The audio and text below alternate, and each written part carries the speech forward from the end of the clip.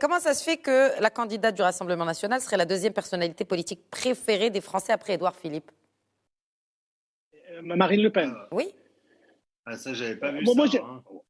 Je sais pas si. moi, J'ai pas vu On ça. laisse peut-être réagir Mustapha Tossa.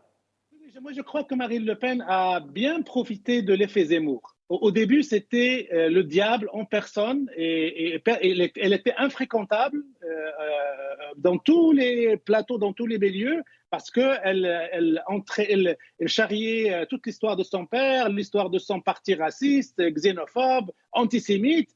Donc, elle était infréquentable. Est venu Éric Zemmour, qui l'a dépassé dans l'horreur et dans l'extrémisme. Et elle a profité de ça. Donc, cette base électorale commençait à regarder Marine Le Pen comme quelqu'un de fréquentable. Et elle-même, elle a adopté une stratégie pour polir son image, pour adoucir son verbe.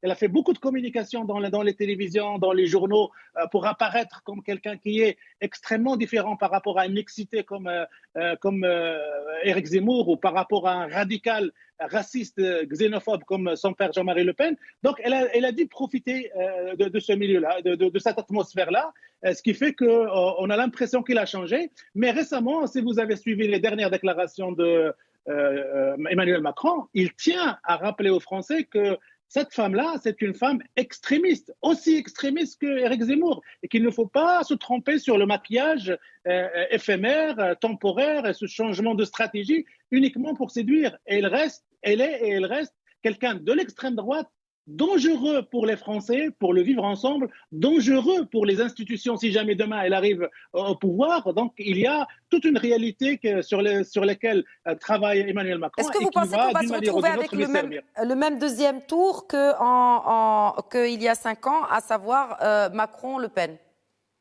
En fait, juste un mot, et avant de laisser la parole à M. El Ghadab, moi je crois que le grand point d'interrogation sur le deuxième tour, c'est le taux de report de voix.